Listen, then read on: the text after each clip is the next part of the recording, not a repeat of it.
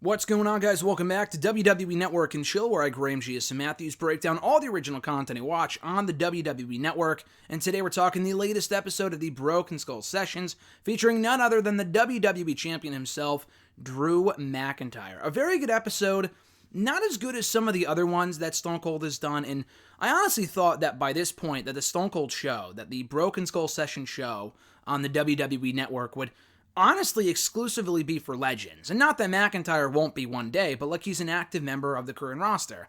And he's probably one of the biggest names you can get on there aside from like a Randy Orton or a John Cena or whatever. But he's still relatively young and new and whatever. Because up to this point, he's only ever had on Taker twice, Kane, Goldberg, Bret Hart, Big Show, Jerry Lawler, Mark Henry, Kurt Angle, people like that, Ric Flair. And they were all great episodes, but they were all legends. You know what I mean? Like all WWE Hall of Famers, have a lot of stories. With McIntyre, he has a great story. I think the biggest problem with this interview, or not the interview itself, but like this being an episode of Broken Skull Sessions, is the timing was good because McIntyre's coming off an amazing 2020. And this is relatively recent too. They didn't just tape this a couple months ago and are just airing it now. They taped this after Survivor Series. He's the current WWE champion as they speak right now. They put this up on TLC Sunday. So it is recent, it's up to date, blah, blah, blah. At the same time, we heard a lot of the same stuff, I feel like, in the 24 that they just put out on McIntyre like a month or two ago. And that was a great piece of business. But I feel like he's already talked about a lot of this stuff, whether it be in Break It Down or his 24 or in even his Chronicle. They did a Chronicle on Drew earlier this year. They've done a lot of content on Drew in 2020, and rightfully so. The guy's great, and he has a great story, but I feel like a lot of parts of this interview, Stone Cold may not have been previously aware of it and wants to know more about it, and Stone Cold is always an amazing interviewer, one of the best in wrestling out there, just in general. But I feel like a lot of this story we've already heard before. So again, it was good, and I enjoyed it, but I feel like a lot of the story was rehashed, and I didn't learn a lot more. I didn't learn as much new information as I thought I would, to put it lightly, but just to put it simply. But I thought it was a very good interview overall, and a very good episode of the Broken Skull Sessions. So the first thing that they talk about is how, when they first met, the last time they saw each other was actually in Los Angeles, Drew brought up, and that was the only time I think they ever interacted, crossed paths, whatever. It was many, many years ago, and Drew was probably first in the company, and had just crossed paths with Stone Cold for the first time. And they only just met each other that day, didn't have an in-depth conversation, blah, blah, blah. So Stone Cold brings up how he says that McIntyre's had an interesting run, and that McIntyre had the same feeling when he won the championship for the second time. Because again, they are recording this. They just filmed this right after the first podcast. Right after he won the championship for the second time. After, he won it for the first time, won it for the second time, right before Survivor Series. So they recorded this probably right after Survivor Series. It's one of the first things they bring up, and is how that second time winning the championship compared to the first. And he said that he had the same feeling that he did when he captured it for the first time, which, not a bad thing at all. That's a great thing, in that he still felt the same excitement, not just another day at the office. He's still very proud to be the WWE champion. And Stone Cold has a lot of praise for Drew throughout this interview. He even says here that he feels that Drew does a great job of validating that championship. And being in WWE for Drew was always his lifelong dream. And everyone always thought he would do big things, and after a while it became laughable after he left WWE, and towards the end there at the beginning of that first run, or towards the end of that first run, I should say, not at the beginning, like in 2013, 2014, that it was laughable that he would ever become world champion and fulfill his full potential, at least in that company. But lifting that championship up high above his head at WrestleMania 36 earlier this year was always his dream. And how being champion is no small feat. Stone Cold brings up it's more of a shoot than a work, and that it's a real thing to have that trust instilled in you and whatnot, and that when you're the champion and you're the face of that flagship show, that means the company has a lot of faith in you to be the face of that show and, carry it and be the top guy, headline Raw, headline SmackDown, headline the pay-per-views, be the face of the franchise, essentially. And that was not lost on him. It has not been lost on him as long as he's been the WWE champion since earlier this year.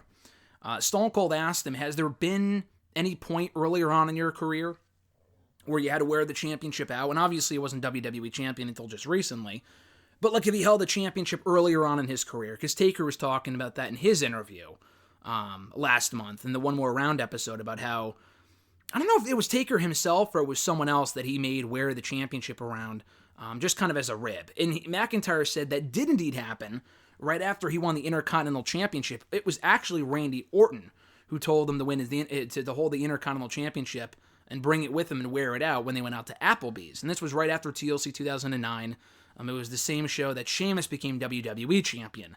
He told Sheamus, hey, you don't have to wear your title, but Drew does. And Drew felt cool. He felt awesome. People wanted to take pictures with him. He wasn't embarrassed at all, so it actually had the opposite effect for Drew, which was funny. So he also talks about, I guess part of the reason why this interview is happening now is because they want to promote the Drew and A show on the WWE Network. Now, I don't watch it. I watch some of the other content they put up. I don't watch the Swerve City podcast or the Lillian Garcia show. I mean, they're all great content. I just don't have time to watch it. But they do, probably that was part of the reason why they wanted to do this interview was to promote that.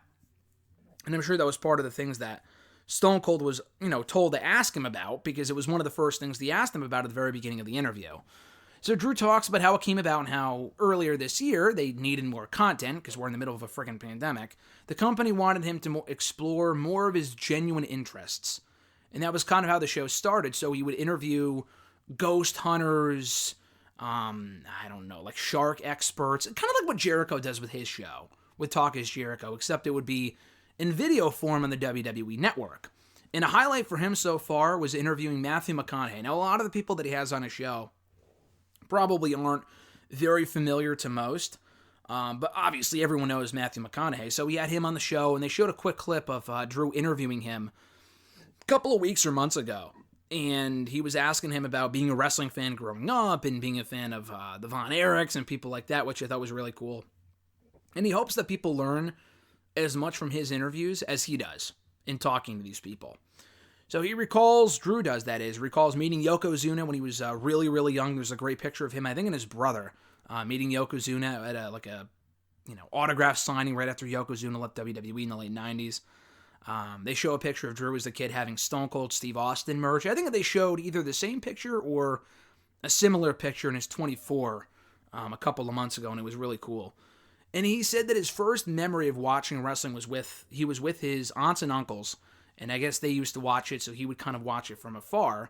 And everyone said, and himself included, but everyone at that age says, oh, I want to be a wrestler one day. I want to wrestle for WWE one day. I want to be an astronaut. I want to do this. I want to do that. And obviously, most people grow out of it. I would say probably 90 to 95% of them do. Drew didn't. Drew always stuck with that. And, people were always telling him, oh, that's nice, but try to find an actual career for yourself. But he said, no, I'm going to be a professional wrestler. That's my dream.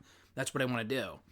So the UK scene at that point, he said, had been dead for years while he was growing up. So talking about the training process that he went through was a little bit difficult because it wasn't a hot indie scene at that point. But he still rose to the top of the promotion. He would always get to work with the ex-WWE talent on those indie shows, Irish Whip Wrestling, stuff like that, because they trusted him to pass on that knowledge that he learned from the legends onto the other kids that were training at that school, at that promotion, so on and so forth. And he specifically remembers an endorsement that he got from Jake the Snake Roberts, who told him at one of these sessions, oh, you might make it one day, kid. I think this kid might make it one day, talking about Drew.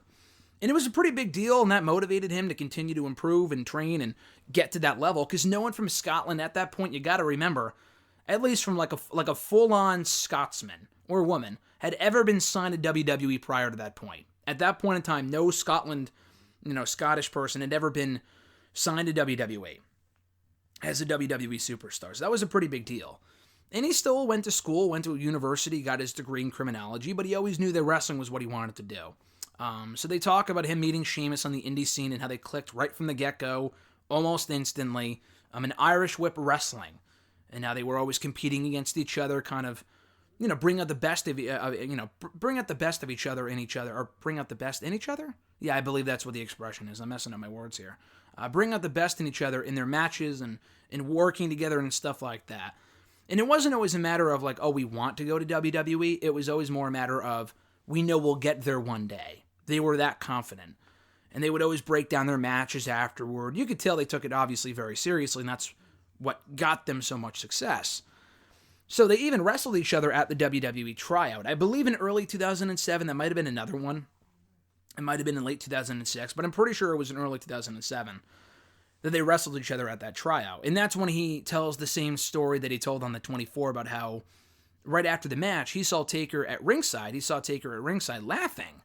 And he thought that Taker was laughing at something that he did in the ring.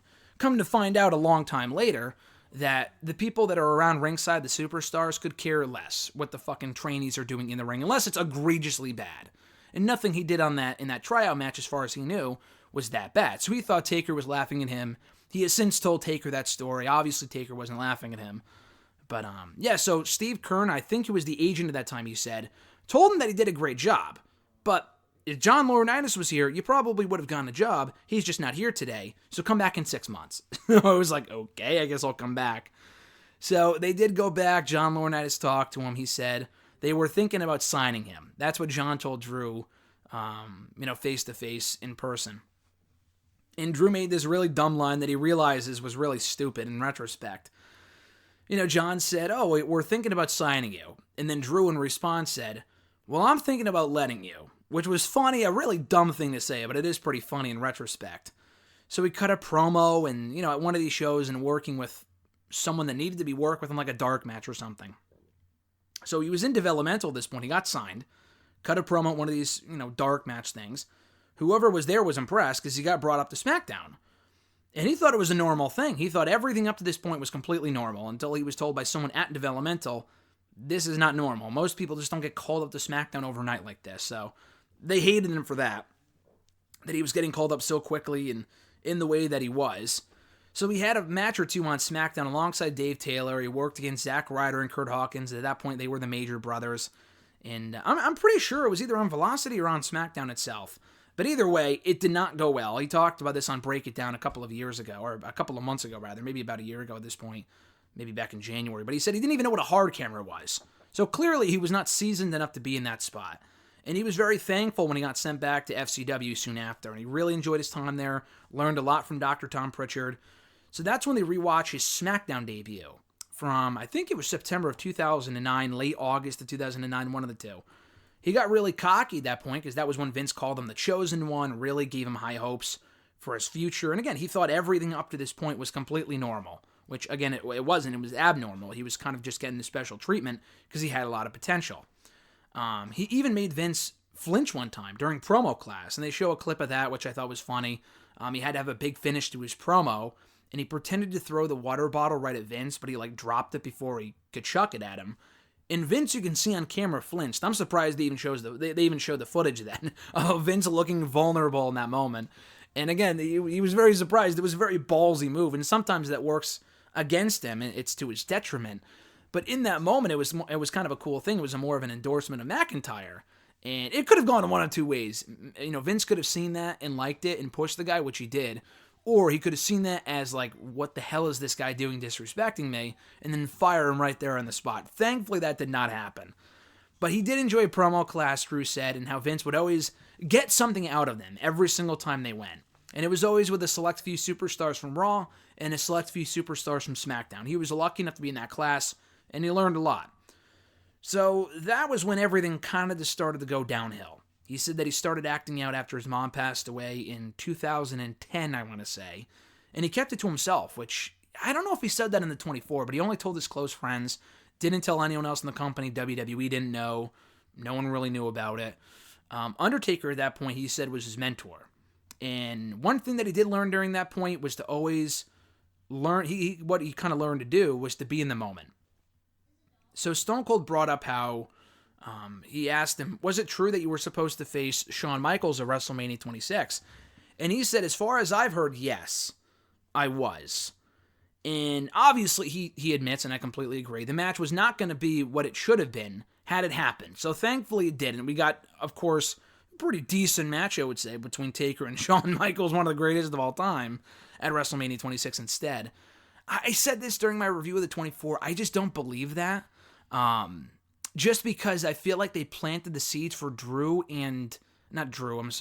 and Shawn so, from other stories that I've heard, maybe they weren't seriously considering it, but I think Shawn has said before that as soon as the 25 match was over with Taker, they sat down afterward with Vince or Michael Hayes or whatever, I think it was Michael Hayes, and they discussed plans to do a rematch the following year, because that first match was so amazing.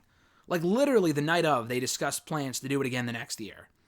And I know for a fact they planted the seeds for it at the Slammy Awards in 2009 in December of that year. So, unless they were planning the Drew Taker match, as far as he debuted in like late 2009 in the fall of 2009, and the guy was barely getting over at that point, I can't say I believe that. Not saying that that Drew's lying. I think Shawn, he said, may have told him that, but I just don't believe that because I feel like Shawn and Taker were always going to have that match at 26 no matter what, following the success of the first one. And Shawn was winding down anyway in the ring, so what was Shawn going to do? Like at 25, for example, I could buy that Shawn and Taker was not the original match for that show. Shawn was in the middle of a storyline with JBL, and Taker almost faced Vladimir Kozlov. So it honestly looked like they were going to do those two matches in Mania. Thank God they didn't. Like that I could believe. For 26, who else would Shawn have faced? Triple H, maybe? I mean, I guess they were kind of planting the seeds for that too, but maybe Triple H, I don't really know. Triple H actually ended up working with the younger guy in Sheamus on that show. And he beat him, but he ended up losing to him the following month at Extreme Rules, so it was fine. But I don't know, I've never really believed that. So regardless, he was at WrestleMania 26. He was involved in the 10-man, which was a complete mess, 10-man Money in the Bank ladder match. And he was told that him winning it, because I think that was the original plan, was for him to win, which, I mean, it makes complete sense. He was the chosen one. He was on the ascent at that point. He was the Intercontinental Champion. He was told by someone that it was too obvious for him to win. So that's why he didn't win. They gave it to Jack Swagger instead, who they had no plans for, who had just friggin' lost to like Santino Marella on Superstars like a week or two before. So that makes absolutely no sense. Whereas with McIntyre, not even that McIntyre was ready for that spot, but with McIntyre, he was at least winning matches. He had been champion for a while. It would have made way more sense. Predictability isn't always a bad thing. Swagger was just completely random, and that subsequent reign that he had as world champion was a complete waste of time. Just a complete waste. The guy was far from ready for that at that point. But anyway, he mentioned how 3MB, they talk about 3MB, it was dead on arrival. Not just because the gimmick sucked, he didn't say it for that reason, but he said that he actually went into that group upon its debut with a broken wrist.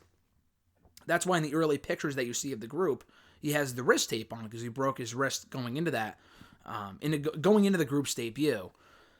And this I thought was really interesting that I've not seen a lot of people pick up on. And maybe this was Drew just throwing names out there, but he recited these names as if they were actually considering putting these people in 3MB. So he kind of confirmed what we already figured in that they gave Slater 3MB because he was doing such a great job of working with the legends leading up to Raw 1000. It's like, all right, we won't give this guy a title reign or something, which would have been nice, but we'll give him a little group to work with. He was good in the core. He was good in the Nexus. We'll give him his own little group to himself. So he said that they were thinking about putting more eccentric people with him, like people that kind of fit the mold a little better, that were goofy and whatever like Slater. And they ended up settling on Drew and Jinder because they were more serious, so it's a better dynamic.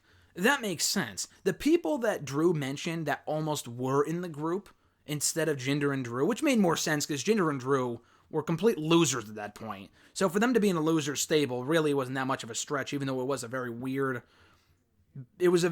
fit for them. It was kind of like a group of misfits type of thing.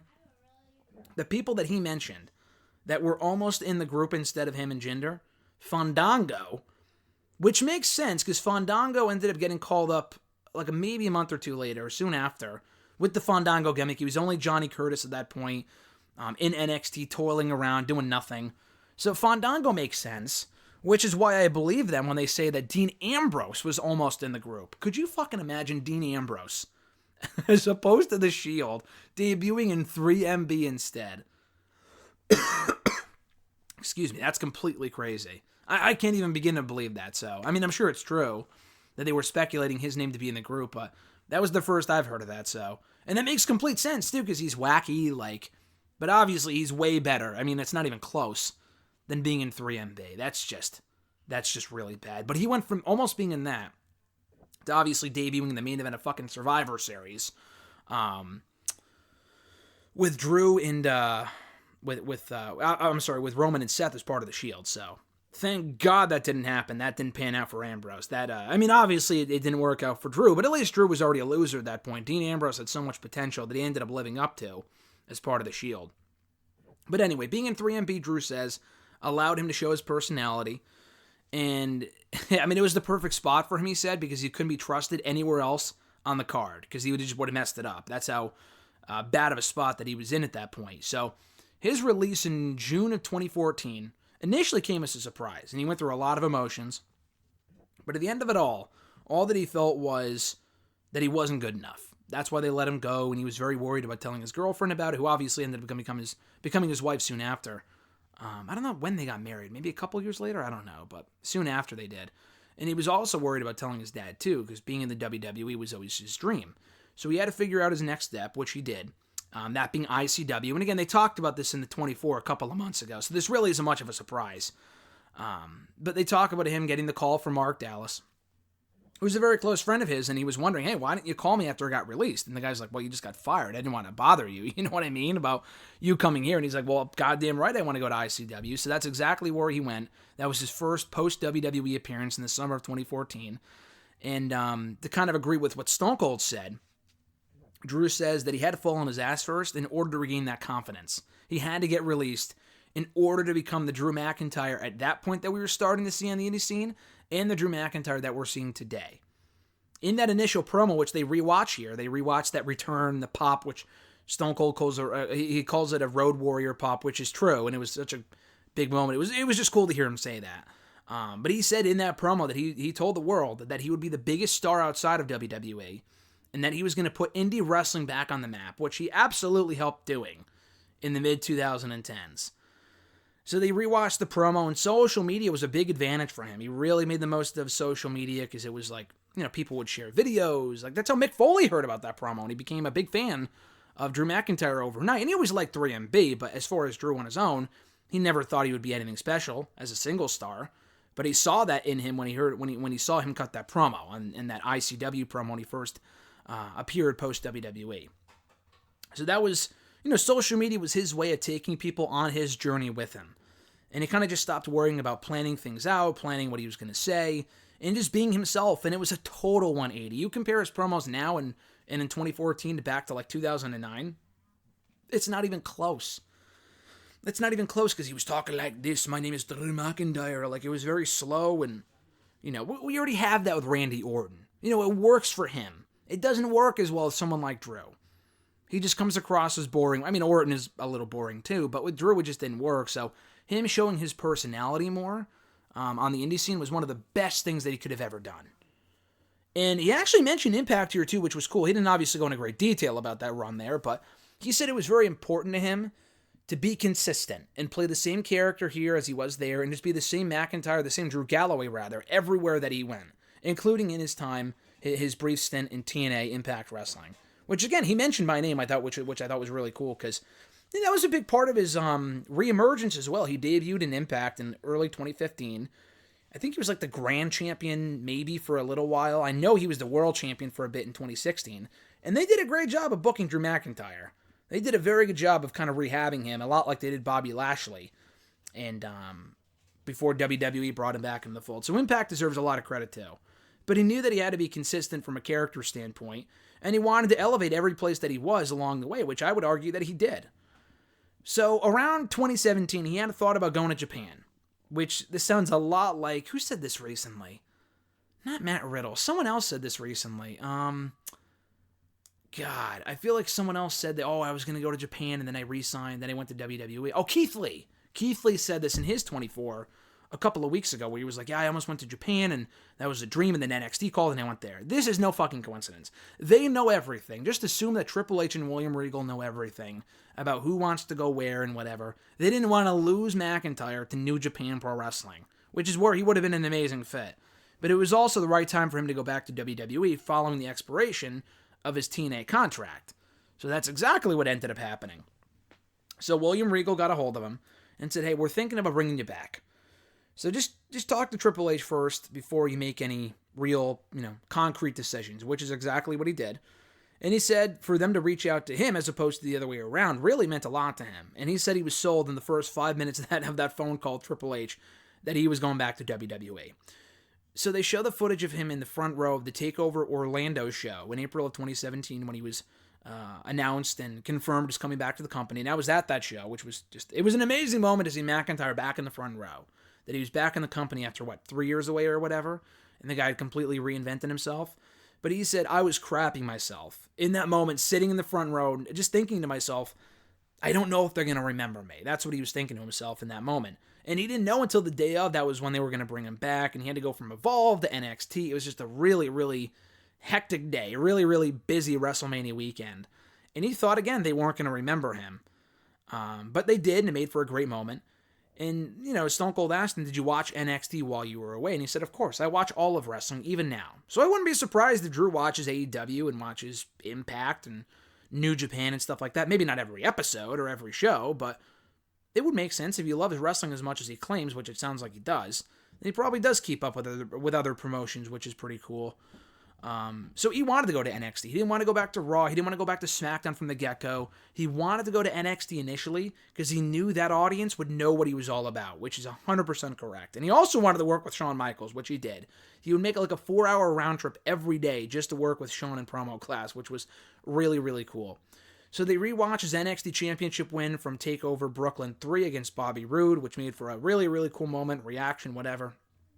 And he said at that point, he felt like everything was going back, everything was kind of falling in place. Everything was going exactly to plan. And they talk about the Claymore kick and how that kind of came to be during 3MB, and how one time he knocked himself out doing the move because his leather pants were so tight doing the kick that I guess he kicked himself in the face at the same time. So he knocked himself out for a second, which is kind of scary, but he's been doing the move ever since. He didn't really do it towards the end of his WWE run, if I remember correctly. He always did the future shot. 3MB didn't win a lot of matches. Let's be fair here. But yeah, that's how it kind of came to be. So we returned to Raw finally in 2018, another show I was in attendance for. It was the night one of the Superstar Shakeup, resurfaced alongside Dolph Ziggler on Raw, attacking Apollo Crews and Titus O'Neil. And again, thought people wouldn't remember him. And then we all started chanting Drew McIntyre's name, and then he's like, okay, they remember me, which made for a cool moment. He didn't have a conversation with Vince prior to that point, but he did later on, upon returning to the main roster, about kind of the past and fixing the past and being the chosen one. But mostly a lot of their conversations have been about the present and looking forward to the future, not so much about what went down in the past and being the chosen one, messing up and whatever.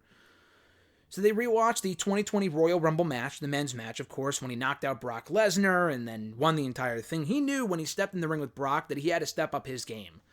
And the night after the Rumble, when he saw the graphic of himself versus Brock Lesnar at WrestleMania 36, he was completely blown away looking at the graphic at a monitor backstage during Raw, on Raw the next night. So he recalls filming the BT Sport commercial for WrestleMania in Scotland, which again, a lot of this has already been documented on Chronicle and stuff like that in his 24, which came out really, really cool, and they almost didn't do it because of the COVID thing. They had to pull him out of Scotland. They had to pull him out of there and bring him back to the States to ensure that he could, still work WrestleMania and the main event of WrestleMania. So they did not, they ended up pulling him from the country, but he got the commercial in before then. It came out great. And by WrestleMania, Stone Cold asked him, what were you feeling in that moment when there's no fans in attendance for your big crowning of becoming WWE champion? He said he was very frustrated after finding out that there'd be no fans at WrestleMania. Of course, there's not going to be any fans after a 19-year journey. I finally get here, and there's no fans there for my big moment, But he kind of accepted it, what was going on, the circumstances, so to speak, by WrestleMania 36. And he wasn't really feeling the intensity and the energy until right before he walked out. He got himself really psyched up, seeing Brock right across from him and Gorilla backstage. He got real psyched up right before his entrance. They went out of there, and it was a good match, but it was only a couple minutes long. It was nothing spectacular, But he knows that he'll get his second moment in front of a crowd someday. That's what kind of helps move him through and kind of get him forward and move him forward and stuff like that, which I thought was cool. He thought that thank you that he gave to the camera when he broke the fourth wall, looked right in the camera and said thanks to everyone out there, he thought that was going to be edited out. And he said a lot of wrestlers, they have their private moment. They're riding on the adrenaline right after they win the championship. And it doesn't really sink in until later on in the night when they get back to their hotel and they're by themselves and they're all on their own. He had that moment right then and there because there was no crowd to really feed off of. So he had that private moment right there in front of the camera. And that was what made it special. So they transitioned to the Randy Orton feud from a couple of months ago, just as recently as a month ago, actually. And he said that Orton went to another level during that Edge feud, which he did going into WrestleMania 36, and that he himself wanted to prove himself when they faced off going into SummerSlam for the WWE Championship. He said that he learned so much from Orton and in working with him, and that facing him and beating him ultimately at SummerSlam, before the feud continued, obviously, it cemented him as a top-tier superstar, which it did. And a lot of the promos that they cut going into the show, which were fantastic, and the feud kind of got watered down by the end there, but early on it was really, really good. The promos were great. He inserted his own truths into their promos, and it really made the feud that much more realistic. And Orton doesn't really embrace the leader role. He doesn't like hearing that because he's, I guess, pretty modest, but McIntyre embraces the leader role. He acknowledges that he's kind of a leader backstage as the WWE champion. He enjoys helping people. And he tried everything out of the box to get people buzzing and talking about Raw in his first few months as WWE champion. He still is, but even more so at that point. Like he said, for example, he said, "Hello, all you cool cats and kittens," from the Tiger King show that was really popular at that point. He said that on Raw one day because he's thinking, okay, if a non-wrestling fan sees this on social media, maybe they'll want to check out Raw to see what it's all about, which I thought was really, really smart. So then they just kind of go into some various things, with Austin praising McIntyre's promo ability and calling him one of the best mic workers in the business today, which I thought was a very high praise coming from Stone Cold Steve Austin. And then McIntyre talks about regaining the WWE Championship recently on Raw and how they got an extra 8 minutes out of the match because they went an extra segment on the show, and it ended up being a great match too. And Austin asks him, do you feel that you're better in chase mode or in champion mode? And he said, you know what, honestly, me and the WWE Championship, we have a good relationship. It's a good combo, and normally the babyface would be better off in chase mode, but for me personally, I feel like I'm better in the role of champion. And I completely agree. I mean, he had a good chase for the championship, but I think McIntyre as champion is just better, in my opinion. But at any rate, he said that the second time winning it felt exactly like the first, as he said at the start of the podcast, because that's how much this title means to him, and being the champion means to him. He actually defended the decision to lose the title and then win it back, as he said, fans were probably wondering, why did you lose it, only to win it back 3 weeks later?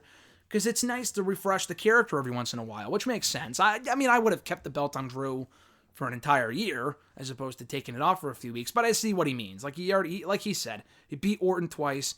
Orton needed a win. I would have put the belt on Orton at SummerSlam. That was really the problem. They should have put the belt on Orton sooner than they did, and then have Drew regain it a couple of months later, a couple weeks later, whatever. I mean, that was kind of flawed. They weren't really striking while the iron was hot with Orton, but that's besides the point at this point. But he was able to show some resolve during that chase for the championship before he ultimately regained it, like 3 or 4 weeks later. But yeah, they talk about the Roman Reigns match and how he wasn't completely comfortable, he wasn't completely himself and in his own skin at WrestleMania 35, and how that match was all for Roman, which it should have been. He was coming off of the leukemia, he was on his way back, it was the big comeback story. The match was okay, I didn't love the match, but it was, it was solid. It wasn't great at all, it was kind of boring, honestly, but that match was all about Roman Reigns and how they help each other out behind the scenes, and how being in the Thunderdome for him really makes a difference in terms of like the reaction from winning the WWE Championship the first time to now just this time. There wasn't fans there, but they had the virtual screens and the noise and the pyro and the pomp and circumstance. It really made a difference in making it feel more special, as opposed to Mania when he just won the title with no reaction, commentators talking over it, no pyro, no confetti. I don't think there was. They were at the Performance Center, so I'm not really sure what they could and couldn't have done. But anyway, he called Roman Reigns a master of moments, and how when they faced off recently at Survivor Series, that he was not the same guy that he was the last time they faced off. And how he's actually never beaten Roman. He's never beaten Roman before, so when they get back to that, he teases, it's going to mean that much more, which I completely agree. They got to go back to it at some point, maybe at Mania next year, who knows. But I'm very excited to find. I mean, maybe not at Mania, but at some point, very excited to find out. But he said that, yeah, it's very important to be sympathetic, and how he's always learning something new. And that was when he talked about the sword that he's been using during his entrance. I thought it was going to be a one-time thing when he regained the WWE title, but I think he's been using it weekly on Raw since he started doing it. And obviously, they're only doing that for the Sheamus feud, and how it was Vince's sword. They acknowledged that here, which I thought was funny. As far as what he's hoping for in 2021 and his goals, I mean, not really a personal goal, but he's hoping for fans next year in 2021 that he can kind of feed off of and really start getting his moments again, because 2020 was great, but it was in front of no people, aside from the Rumble, So he said another big goal of his is aiming for a pay-per-view in the UK, whether it be a Mania or a SummerSlam or just one of those, like a Super Showdown type show. When they were in Australia a couple of years ago, it's definitely practical. It's just a matter of doing it. And then he teased himself versus Tyson Fury at some point, which he's been saying on record for a while now, which I think there were actually plans to do it coming out of Mania before obviously the pandemic happened. So I assume it's probably going to happen at some point down the road. But he said that he was very excited to do new things and that he always, he wants to continue to wrestle for as long as he can. He doesn't really have many other goals or ambitions to do other stuff outside of wrestling. He just wants to wrestle for as long as he can, and he will continue to do it for as long as he can. And again, Stone Cold offers a lot of praise for Drew here in saying that Vince was right in labeling him and picking him as the chosen one way back when, and says the best from Drew McIntyre is yet to come. And that was the note that they ended on. I thought this was really, really good. Again, there's a lot of stuff you've probably already heard in either the Chronicle, Break It Down, the 24 specifically. So I didn't learn a lot from this interview, which I like to learn a lot of new information from these interviews. I didn't really feel like I learned a lot from this interview. It was just an enjoyable conversation between the new star and one of the greatest stars of all time in Stone Cold Steve Austin, with Drew being the current WWE champion. So the timing was good. I just felt like we've gotten a lot of Drew-centric content this year where this really wasn't anything groundbreaking, but it was still enjoyable for the hour and 37 minutes that it lasted for. So I would recommend it. Definitely not one of the more must-see episodes of the show that they've done in 2020, but still a very good show nonetheless. So be sure to check it out right now on the WWE Network, Broken Skull Sessions with the WWE Champion himself, Drew McIntyre, and also check out all my other reviews of Broken Skull Sessions right here on the channel in the description box down below. Be sure to like the video, drop a comment, share the video, and subscribe to the channel for more daily content, including hitting that bell button to be notified every time a new video is uploaded. Have a great rest of your week, guys. I'm Graham G. Matthews. Enjoy the holiday season, for as long as it lasts anyway, and I'll catch your ass down the road.